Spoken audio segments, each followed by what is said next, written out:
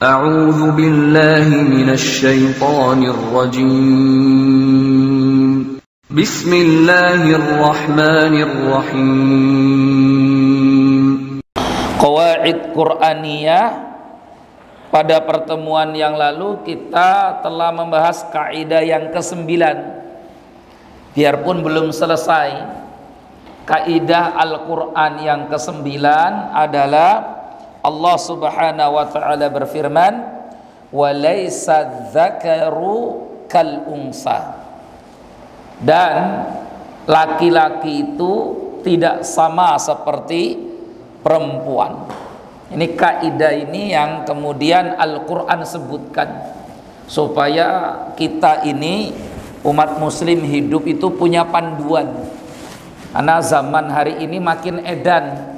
Dari mana makin edannya? Karena kadang ada kelompok-kelompok orang yang tidak lagi membedakan laki-laki dan perempuan, sehingga membuat kelompok manusia ketiga. Ya, ada laki-laki, ada perempuan, yang di tengah-tengah ini kelompok ketiga, enggak laki-laki, enggak perempuan. Ya, namanya transgender. Ya, transgender. Bahkan yang kemudian menjadi pukulan dan menjadi aib untuk kita kaum muslimin, ternyata juga ada anak seorang kiai pimpinan pondok pesantren yang justru melakukan ini.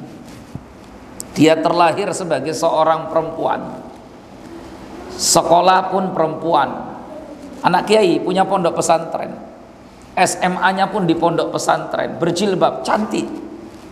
Tapi setelah kemudian sang bapak, sang kiai ini wafat, meninggal, ya, dia juga sudah selesai dari kuliahnya, sekarang merasa bahwa dia sebenarnya laki-laki.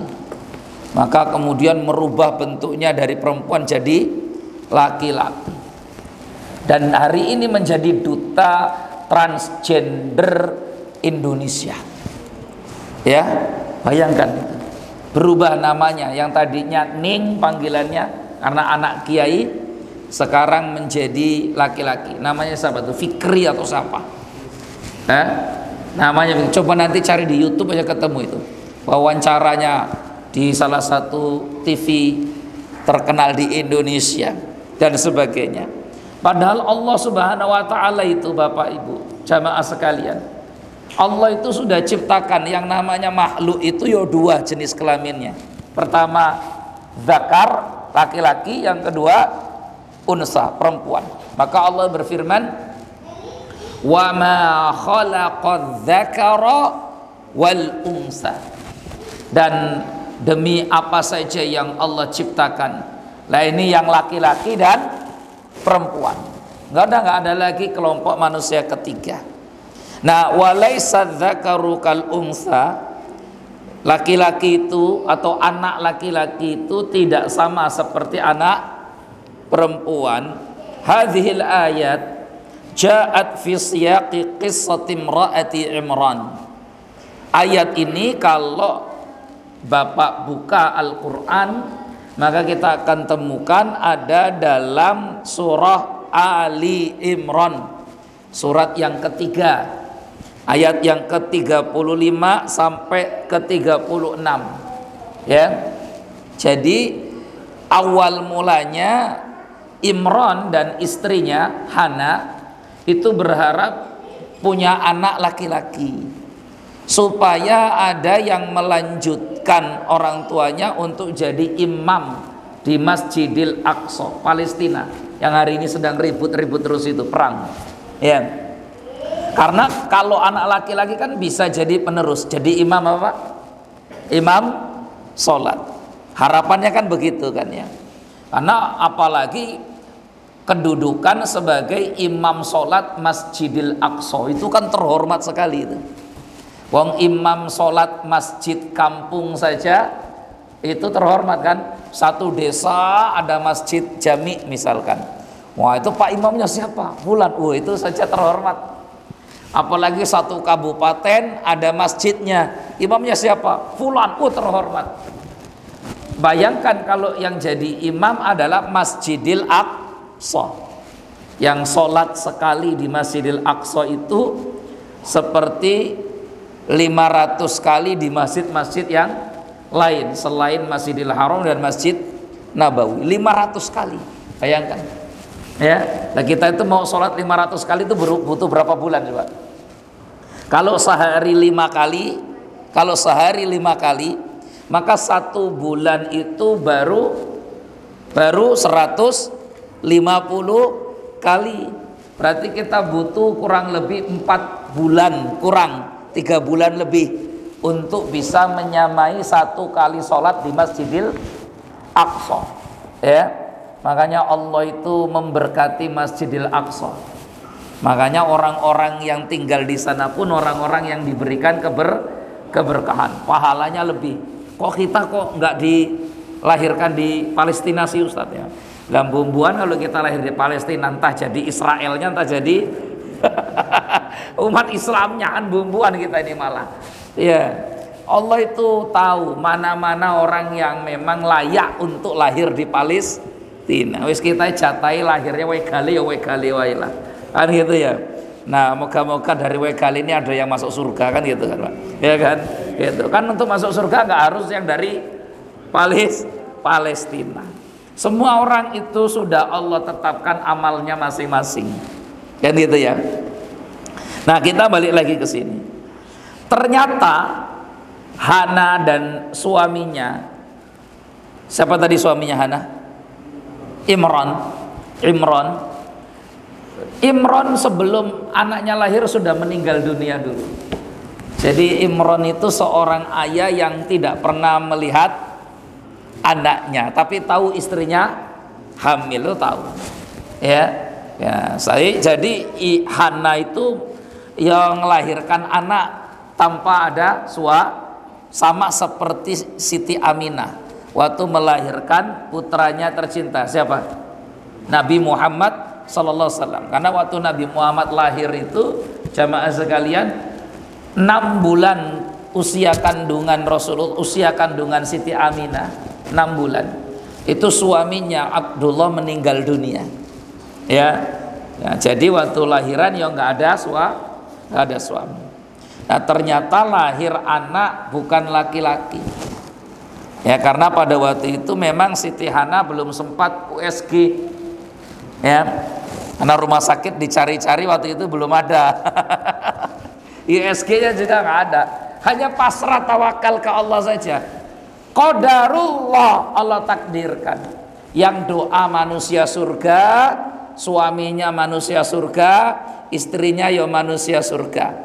Pingin doa, pingin punya anak laki-laki. Dikabulkan nggak sama Allah? Enggak. Ternyata anaknya perempuan. Itu pelajaran penting untuk kita. Suaminya soleh, manusia surga. Istrinya soleha, manusia surga. Doa belum tentu langsung dikabulkan. Apalagi kita yang surga wallahu a'lam, soleh pun wallahu a'lam. Istrinya juga surga wallahu a'lam, soleha wallahu a'lam. Pinginnya kok doa langsung dan dikabulkan. Emang ada orang dalam? Ya, kalau ada orang dalam mah gampang Pak. Oh nggak ada orang dalam ini kok. Ya sekarang kan lagi rame-rame ordal namanya. Ordal apa ordal? Orang dalam. Nah, qadarullah, Allah anugerahkan kepada Hana anak perempuan, diberi namanya Maryam. Nah, Allah katakan itu di surat Ali Imran ayat yang ke-36, falamma wada'atha qalat rabbi inni wada'tuha unsa wallahu a'lamu bima wada'at. Kalau kata Maria, kata Hana, ya Allah, saya lahirkan anak perempuan dan Allah Maha tahu. Allah Maha tahu. Maksudnya Hana itu berkata, ya Allah, anak saya perempuan. Itu maksudnya itu artinya berarti anak saya ini nggak bisa jadi penerus bapaknya. Karena cita-citanya Hana adalah satu, yang penting anaknya bisa meneruskan suaminya. Jadi imam Masjidil Aqsa. Cita-cita mulianya orang tua itu begitu.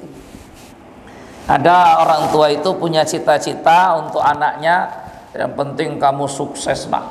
Ya, kalau bisa cita-citamu ya jadi kepala desa. Kalau enggak jadi ABRI. Kalau enggak jadi pengacara. Kalau enggak jadi anggota dewan.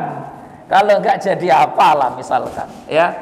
Itu kan ada orang tua itu bangga kalau ngelihat anaknya ya begitu. Lu emang nggak boleh bangga Ustaz? Ya boleh saja, boleh saja. Orang tua ya harus bangga ngelihat anaknya sukses duniawi. Tapi jangan tertipu, karena kalau hanya ngukur kesuksesan anak itu pada urusan dunia, maka orang tua seperti ini pasti nanti akan rugi di akhiratnya. Zuyyina lin-nasi hubbus syahwati minan nisa'i wal banin. Jadi ada orang tua itu yang hanya jadikan anaknya itu hiasan-hiasan dunia saja. Hiasan dunia itu apa sih? Bangga kalau anaknya sukses, dagangnya sukses, bisnisnya sukses, dunianya sukses, tapi nggak pernah ketok, nggak pernah kelihatan ke masjid. Dan orang tua nggak pernah terusik. Orang tuanya nggak pernah terganggu ketika ngelihat anaknya nggak bisa baca Quran. Orang tuanya nggak terusik ketika ngelihat anaknya tidak sholat. Maka orang tua seperti ini nanti orang tua yang khosirin di akhirat, rugi betul di akhirat. Nah, ini klip ini, ya. Ini tanggal berapa sih Pak ini? Ya, tanggal 28 ya, pantas ini. Jangan-jangan mati nih nanti belajar lagi. Lah kok tiba-tiba gelap ini ya? Apa? Spanning. Oh, terlalu banyak beban. Oh, oke. Bukan di sini, berarti di ininya ya. Di cabang-cabangnya ya. Di cabang-cabangnya. Nah, kita balik lagi. Ini gardunya sama Sababalo satu enggak, Pak? Enggak. Kalau Sababalo mati sini? Oh, enggak. Wis ya, udah biarkan. Bukan di sini, Pak De. Spanning itu bukan di sini, di gardunya sana, gitu. Jadi harus ngontak Pak Nanang dulu kayaknya. Nah kita balik lagi ya. Sampai mana coba tadi? Tadi orang tua tuh nggak gelisah kalau akhirat anaknya itu nggak tahu. Ini harusnya gelisah. Banyak orang tua itu bangganya hanya ngukur dunia, sukses anaknya itu pada dunia saja. Harusnya itu seperti Hana dan Imron, yang kalau punya anak tujuannya itu apa? Bukan hanya dunia tapi akhirat. Mangkana yuridu sawabad dunya fa indallahi sawabud dunya wal akhirah. Orang itu kalau cuma ngarap imbalan di dunia rugi, karena Allah Subhanahu wa taala itu imbalannya dunia dan akhirat. Maka orang tua kita itu, guru-guru kita itu dulu nasihati kita itu begini, bapak-bapak semua. Kalau kamu hidup gur nyari dunia, maka dunia itu bisa saja kamu dapatkan, bisa saja kamu nggak dapat. Kita ulang lagi ya. Kalau kamu hidup gur tujuannya nyari dunia, maka dunia itu bisa saja kamu dapat, bisa saja kamu nggak dapat. Tapi kalau hidupmu cari akhirat, maka Allah akan berikan akhirat, dunia pun ikut katut di dalamnya. Itu nasihat penting banget tuh Pak. Karena fa indallahi sawabud dunya wal akhirah. Karena Allah sudah menjamin itu di surat An-Nisa. Balasan di sisi Allah itu balasan dunia dan akhirat, ya. Maka coba Anda lihat orang-orang yang nyari dunia, kadang sudah bangun sebelum orang bangun, telak, ya, sudah bangun sebelum orang bangun, siap. Ditanya, kenapa sih Pak keluar pagi-pagi? Siapa ini? Tukang pulung sampah, pemulung sampah, pagi-pagi sebelum subuh sudah keluar, nggak sempat sholat subuh. Ya saya kalau nggak duluan Pak, nggak dapat saya ini sampah-sampahnya, ya plastik-plastiknya ini kendisian sama yang lain. Jadi bangun dia dari sebelum subuh sudah keliling operasi nyari sampah. Ya sudah 10 tahun kerjanya, profesinya juga cuma tukang sampah. Coba bayangkan. Maka orang yang cari dunia itu ada yang dapat, ada juga nggak dapat. Padahal kalau dia mencari akhirat, insya Allah, Allah sudah berikan jaminan akhirat dia dapat, dunianya pun apa? Ngatut. Ya, maka saya itu kadang suka kasihan ngelihat ada orang yang, mohon maaf ya Pak ya, dunianya itu susah, akhirat juga dia nggak dapat. Dunianya susah, jadi kuli sana sini misalkan ya, gitu. Yang kadang untuk makan besok dia harus nyari lagi, mikirkan lagi. Tapi dia juga nggak sadar bahwa dia harus cari akhirat. Coba tak tanya sama antum semua nih, bapak-bapak semua. Bapak-bapak tuh pilih yang mana?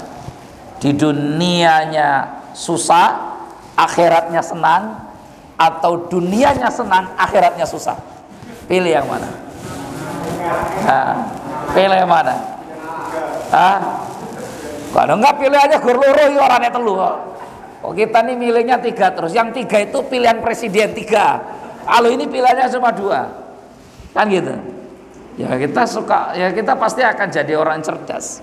Nah ini loh yang dimaksudkan oleh Hana dan Imron itu. Walaisa dzakaru kal unsa. Allah berfirman, laki-laki itu tidak sama seperti anak perempuan. Anak laki-laki itu tidak sama seperti anak perempuan. Tanggung jawabnya, ya kan? Tanggung jawabnya. Terus apa lagi itu? Kepribadiannya. Terus apa lagi? Kekuatannya. Kan nggak mungkin sama kekuatan laki-laki sama kekuatan perempuan. Kan gitu ya. Terus apa lagi itu? Kemudian, ya. Ilmunya harusnya dibedakan dan sebagainya. Nah, nanti kita akan jelaskan di sini.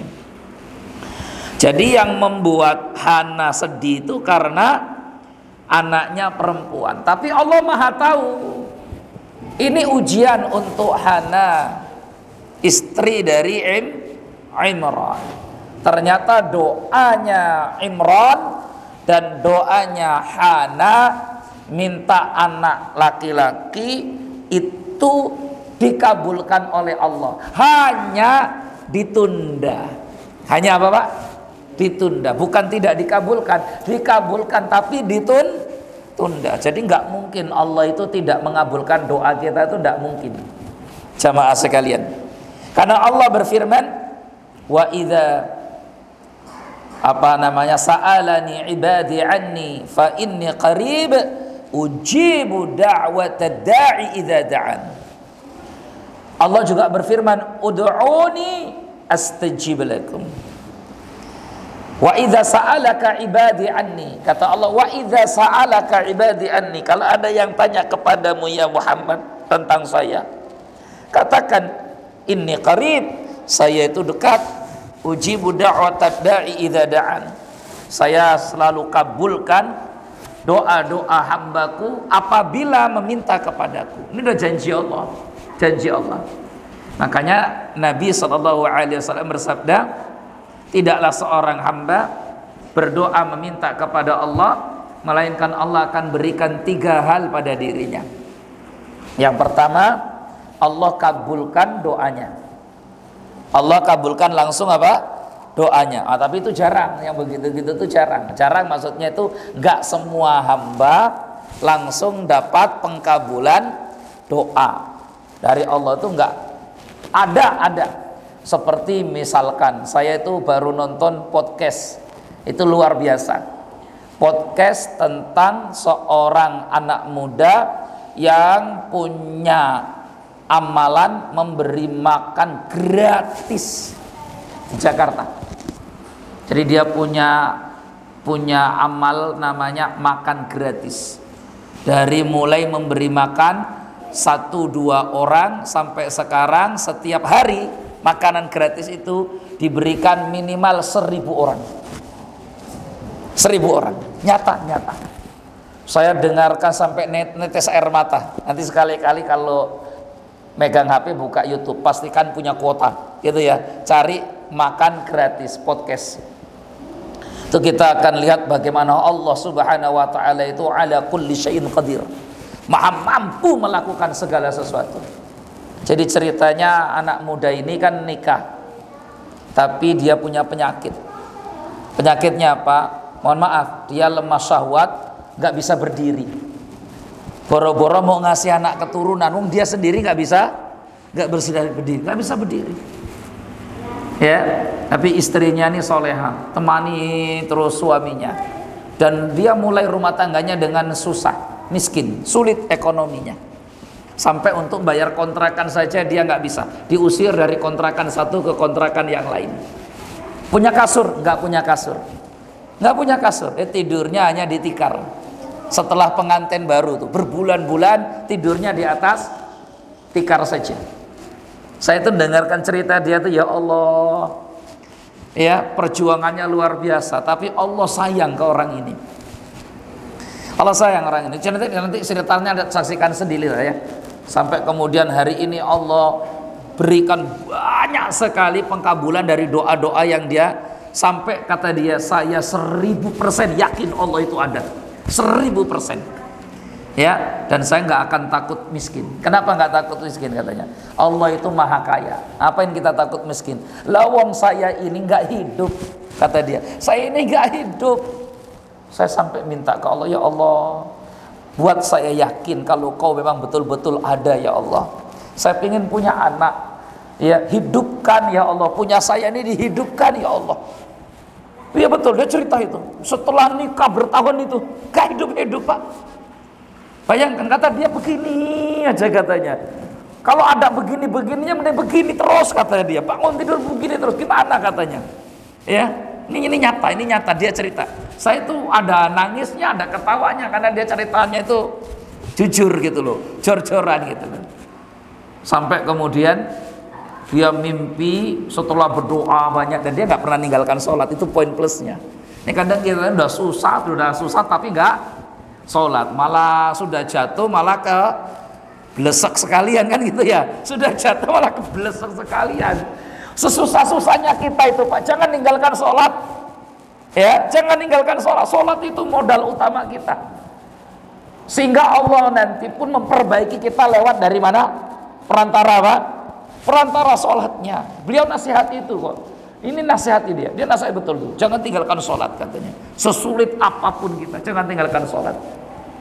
Nah, sampai kemudian dia mimpi, setelah berdoa berkali-kali itu, minta bagaimana dibuktikan Allah itu ada, supaya imannya itu betul-betul, yakinnya itu betul-betul. Ya dia yakin Allah itu ada, tapi kebesaran Allahnya itu.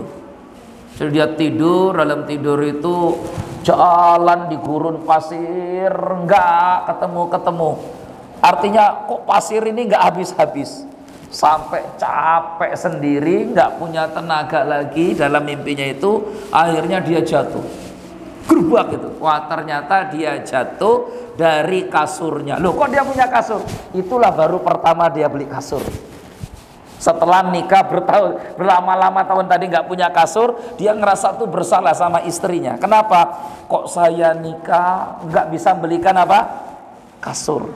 Akhirnya dia bekerja keras, ya Allah, paling nggak punya uang cukup untuk belikan kasur istri. Ngerasa bersalah dia. Nah, kebeli kasur, tidur malah jatuh. Dan waktu jatuh itu, dia kan mimpi jatuh. Ternyata jatuh betul itu dari kasur. Dan setelah jatuh di tengah malam, malah dia senang. Kenapa senang? Karena dia lihat Allah mampukan punyanya berdiri. Jadi dia malam-malam tuh bangunkan istrinya, "Dek, bangun Dek, bangun Dek," kan gitu. Nah kita nih, nggak usah ngomongin itu, kita ngomongin ini. Tapi ya sama kan, sama-sama pengen punya anak. Dan sekarang Masya Allah, dia punya cabang rumah makan gratis itu 5 yang dia kelola sendiri. Dari 20 lebih kalau tidak salah. Seluruh Indonesia. Yang seluruh Indonesia itu artinya yang orang-orang kelola. Tapi dia punya kelola gratis tis. Gratis tis. Dari mana? Ada saja katanya. Itu susah. Matematikanya pakai matematika langit, Pak. Nggak ketemu kita. Pakai matematika apa? Langit. Itu susah. Kalau udah ngomong begini nih, kalau nggak buktikan langsung dianggap kedubus masalahnya. Ya, gitu. Tapi saya banyak ketemu orang-orang yang begini. Masya Allah, gitu ya. Nah, kita lanjut lagi ke sini, saudaraku yang dimuliakan Allah. Dia termasuk orang ini, saudara kita semuslim ini, termasuk hamba Allah yang Allah mudahkan doa-doanya untuk dikabulkan. Tapi nggak semua orang begitu kan. Itu berarti keyakinan dia tentang Allah itu luar biasa. Karena syarat doa itu dikabulkan oleh Allah, jamaah sekalian, yakin. Itu janji Nabi. Ud'ullaha wa antum muqinuna bil ijabah. Itu janji Nabi. Berdoalah kepada Allah dan kamu harus yakin, betul-betul yakin Allah pasti mengabulkan doamu. Nah, kadang kita ini doa itu, mohon maaf jamaah sekalian, Allah itu salah satu sebab kenapa Allah tidak kunjung mengabulkan doa kita itu karena berdoa kita dari hati yang lalai. Hatinya itu gofil, hatinya lalai. Jadi kalau kita doa itu yang ngangkat tangan tapi pikirannya mbone ngendindi. Apalagi kalau tinggal ngamini tok. Amin. Amin. Amin. Amin. Itu itu. Ya. Kan itu ada tuh yang suka ngamin gitu, ada kan? Ada kan itu. Wonge teko. Lah gimana Allah mau ngabulkan doa kita? Lawan kita sendiri gofil.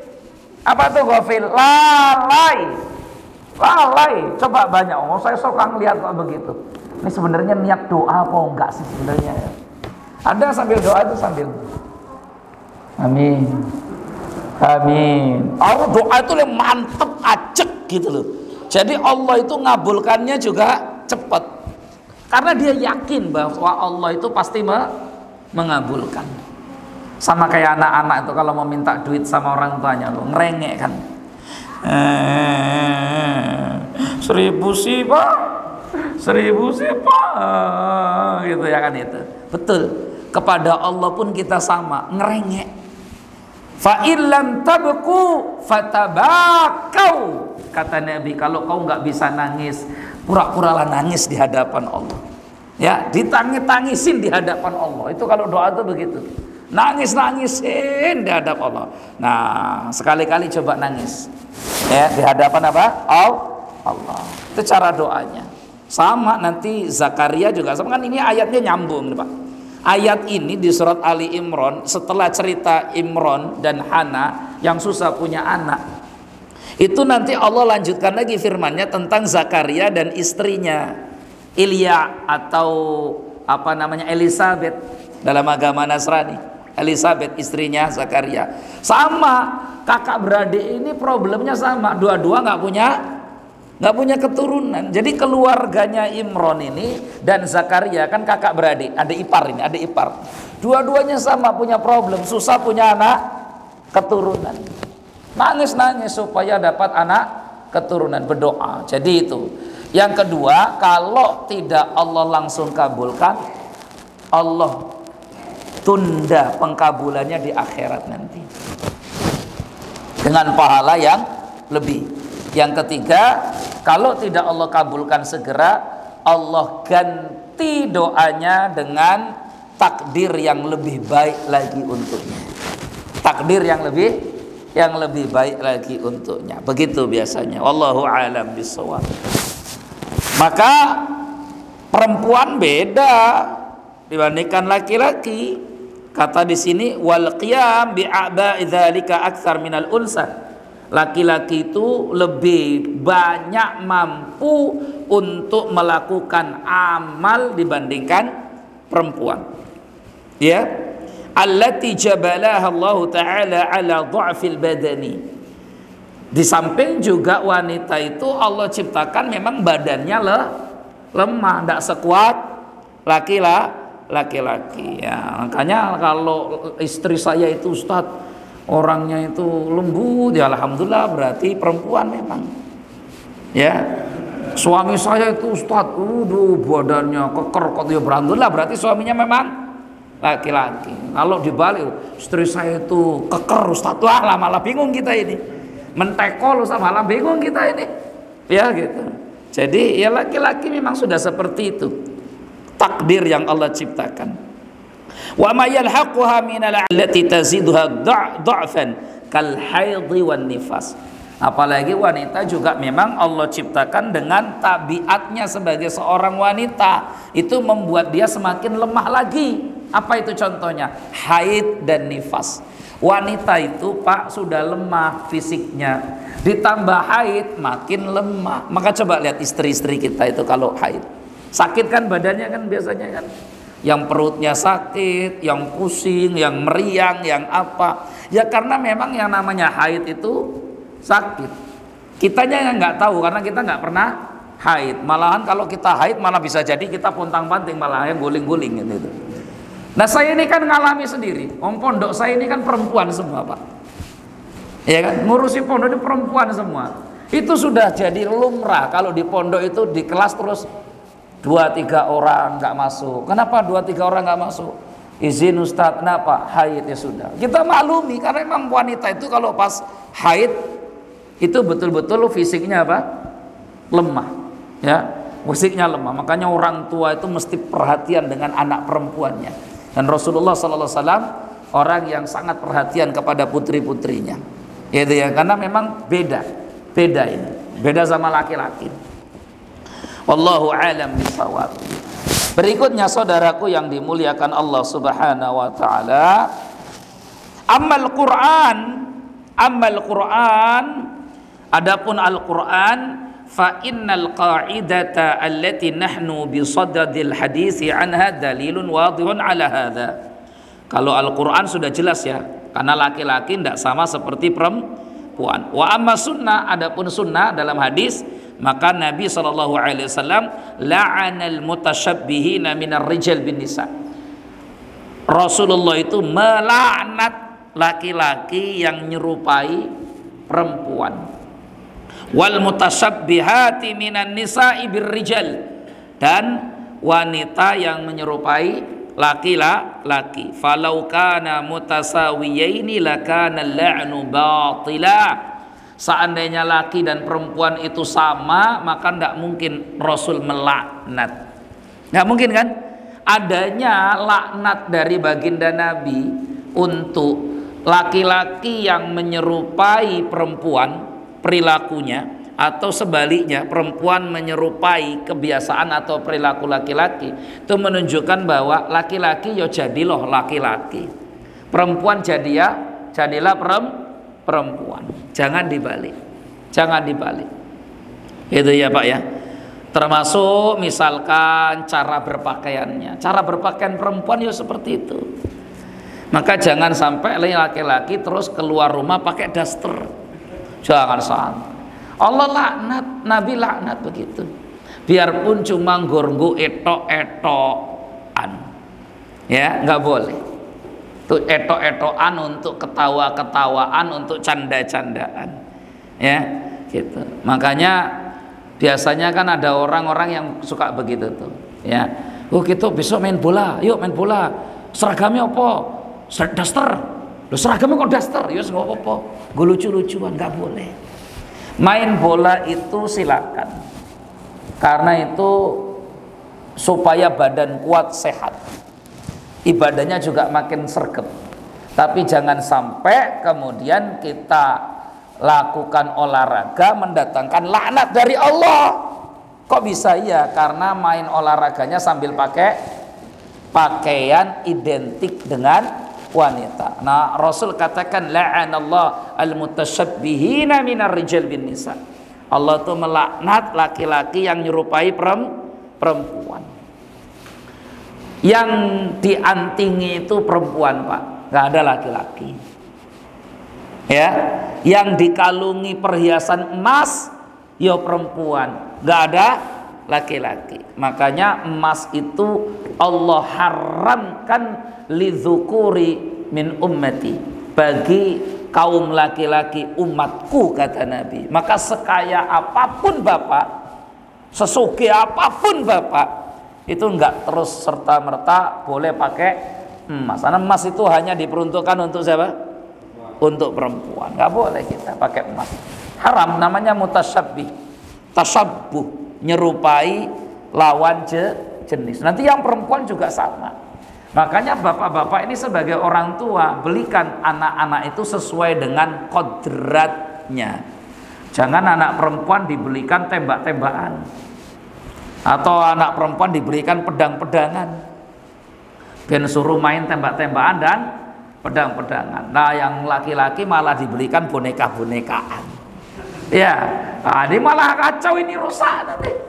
Ya, anak laki-laki itu diajak bapaknya kemana? Pelesir, jalan sini, jalan sana, ikut bapaknya kerja, ngikut bapaknya olahraga, ngikut bapaknya aktivitasnya, biar ngeliat tuh anak laki-lakinya. Oh beginilah laki-laki. Jangan suruh tinggal di rumah terus, barengin nemenin ibunya masak, malah ngulek. Habis ngulek cabai, tahu-tahu lah malah kan rambutnya udah begini nih. Awas nih, hati-hati kalau anak laki-laki megang rambutnya sudah begini. Itu anak perempuan. Awas hati-hati. Ya, jadi saudaraku yang dimuliakan Allah, Khalid bin Walid, beliau ditanya tentang rahasia. Apa sih rahasianya kok dia bisa menang pada perang Mu'tah, di mana pasukan kaum muslimin hanya 3.000 melawan lebih dari 100.000 Romawi. Gimana ceritanya? Ya, 3.000 ini ngalahkan sampai 100.000 itu. Bahkan yang mati dari Romawi itu jumlahnya lebih banyak dari jumlah kaum muslimin. Lebih dari 3.000 orang yang mati, gugur. Ya. Jadi kata Khalid, saya ini dulu waktu dari kecil anak-anak seringkali dibawa bapak saya, diajak bapak saya Walid bin Mughirah itu keliling tempat ini, terus saya biasanya diajak naik ke bukit-bukit di Mu'tah itu.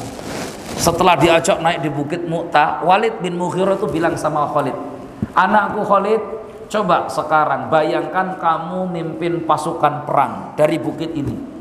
Kira-kira kamu akan letakkan pasukan itu ada di mana? Dan dari kecil itu sudah diajarkan bayang-bayang untuk jadi pemimpin.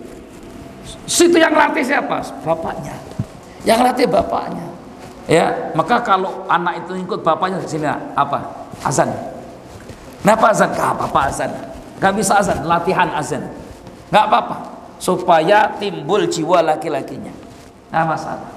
Gitu ya, keberaniannya. Laki-laki itu selalu begitu.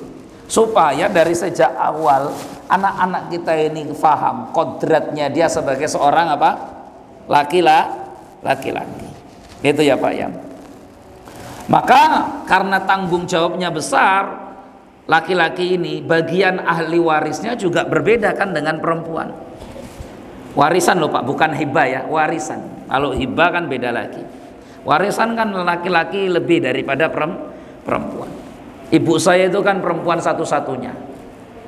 Ya, yang lainnya tuh laki-laki. Anaknya 10 tapi tinggal 5. Mbah saya itu anaknya 10, ninggal 5. Jadi tinggal 5. Karena anaknya yang ninggal itu lebih dulu ninggal daripada bapaknya. Jadi kalau lebih dulu ninggal daripada bapaknya ya nggak dapat warisan. Oh, syaratnya warisan itu dapat kan harus ninggal dulu yang punya harta. Kan gitu ya. Kalau yang punya harta belum meninggal ya ditunggu mati nih kapan. Kan gitu. Lah kok kamu nih ya tak tunggu nih bapak nih kapan rencananya mau meninggal Pak. Ben dapat warisan masalahnya. Nah, setelah dapat warisan dibagi-bagi tuh kebunnya gitu ya. Nah, terus pulang tak tanya ibu saya, "Wis Mak, sampun sudah. Dapat berapa?" Mama dapat paling sedikit tuh, wis rapopo. Wong anak wedok satu-satunya. Kan gitu. Oh, tapi kan misalkan ya gitu. Loh, mbahnya sakit yang rawat ya kan gitu kan ya misalnya kan anak perempuan. Kalau apa-apa yang rawat anak perempuan, tapi giliran bagi warisan anak perempuan dikit ya enggak apa-apa. Itu jadikan amal soleh anak untuk orang tuanya. Ya memang aturan agama kita itu anak perempuan dapat ya separuh dari laki-laki. Lidzakari mislu hadzil unsayain. Itu Allah sudah tetapkan, sudah. Ini menunjukkan bahwa laki-laki itu tanggung jawabnya lebih besar ketimbang perempuan, Makanya antum ini bapak-bapak ini kan laki-laki. Siap ada banyak orang nanti yang akan nuntut kita di akhirat. Laki-laki tanggung jawabnya berat.